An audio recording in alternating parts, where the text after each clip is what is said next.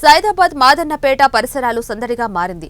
ఆధ్యాత్మికత వెల్లివిరిసింది. పోతురాజులు యువత నృత్యాల మధ్య బోనాల ఉత్సవాల్లో భాగంగా సైదాబాద్ లో ఘటాల ఊరేగింపు కనుల పండుగగా సాగాయి. శ్రద్ధాబాద్ మార్కెట్ అసోసియేషన్ ఆధ్వర్యంలో 45 ఏళ్లు పూర్తి చేసుకున్న సందర్భంగా ఘటాల ఊరేగింపు గావు పెట్టే కార్యక్రమాన్ని ఘనంగా నిర్వహించారు. ఘటాల ఊరేగింపు సౌత్ ఈస్ట్ డీసీపీ కార్యాలయం చౌరస్తా నుంచి ప్రారంభమై సైదాబాద్ పురవీధుల్లో తిరుగుతూ దోబీఘాట్ వద్ద గావు పెట్టే కార్యక్రమాలతో ముగిసింది. ఈ సందర్భంగా సైదాబాద్ ప్రధాన రహదారిపై ఏర్పాటు చేసిన వేదికలపై నుంచి పలువురు నాయకులు ఘటాలకు స్వాగతం పలికారు. వివిధ వేషధారణలో కళాకారుల విన్యాసాలందరినీ ఆకట్టుకున్నాయి.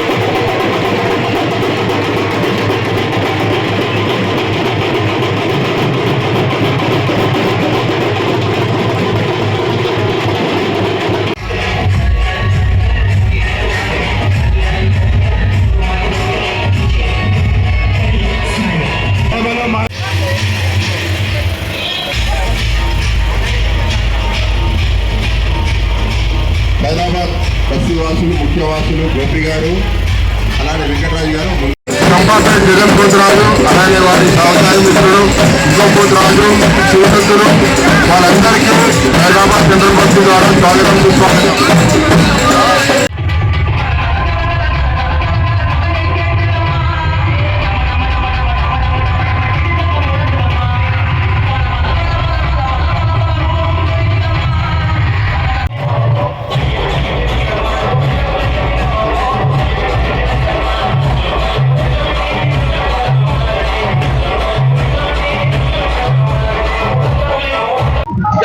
ఉత్సవ సమితి దాదాపుగా 46 సంవత్సరాల నుండి ఈ యొక్క ఆషాఢ మాసమున బోనాలు పండుగ సందర్భంగా అతి వైభవంగా నిన్న బోనాలు జరిగినాయి. మా ప్రాంతంలో ఈ రోజు అమ్మవారి గద ఊరేగింపు ఏదైతుందో నిజంగా కూడా అతి వైభవంగా కన్నుల పండుగ ప్రజలందరూ కూడా చాలా పెద్ద ఎత్తున వీక్షించే విధంగా ఇప్పుడే ప్రారంభమైంది.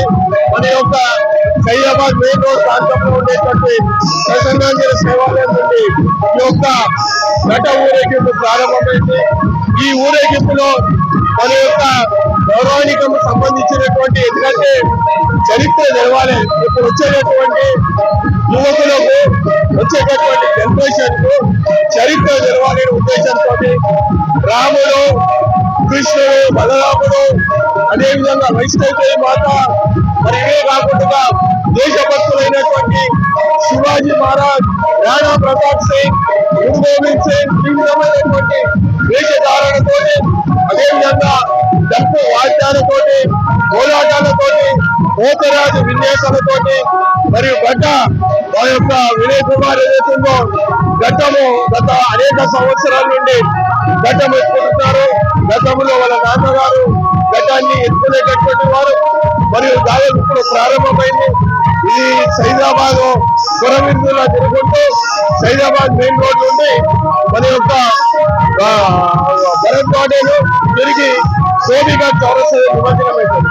నిజంగా కూడా ఆషాఢ బోనాలంటే ఇది తెలంగాణ ప్రాంతంలో ఒక ప్రతీక.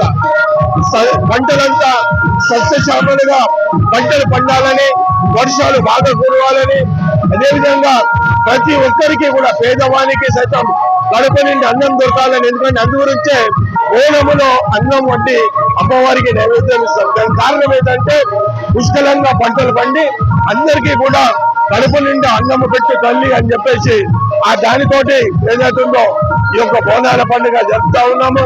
కాబట్టి ఈ యొక్క ప్రజలందరూ కూడా పార్టీలకు అతీతంగా మరి అంత పెద్ద చిన్న తేడా లేకుండా ఈ యొక్క ఏదైతే ఉందో ఉత్సవం బ్రహ్మాండంగా జరుగుతుంది. అదేవిధంగా ఈ ఉత్సవానికి ముఖ్య అతిథులుగా మా యొక్క స్పీకర్ గారైనటువంటి మన గడ్డం ప్రసాద్ కుమార్ గారు, మరి అదేవిధంగా ఎమ్మెల్యేలు మరియు స్థానిక కార్పొరేటర్ రవీందర్ రెడ్డి, మరి అదేవిధంగా బొక్క మధుసూదన్ రెడ్డి, బొక్క మధుకర్ రెడ్డి వీరందరూ కూడా వస్తున్నారు.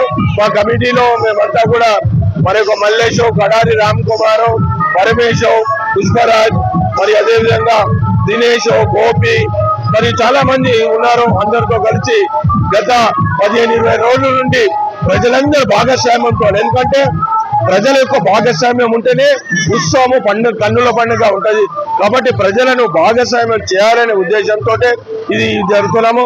దీంట్లో పాల్గొంటున్నటువంటి భక్తులందరికీ అమ్మవారు అందరికీ చల్లగా చూడాలని చెప్పేసి, అదేవిధంగా రాష్ట్రంలో కూడా సస్యశ్యామలంగా భారీ వర్షాలు కురవాలని, పంటలు సమృద్ధిగా పండాలని, ప్రజలందరూ సుఖంగా ఉండాలని ఈ యొక్క ఉత్సవ సందర్భంగా అమ్మవారిని ప్రార్థిస్తున్నాం.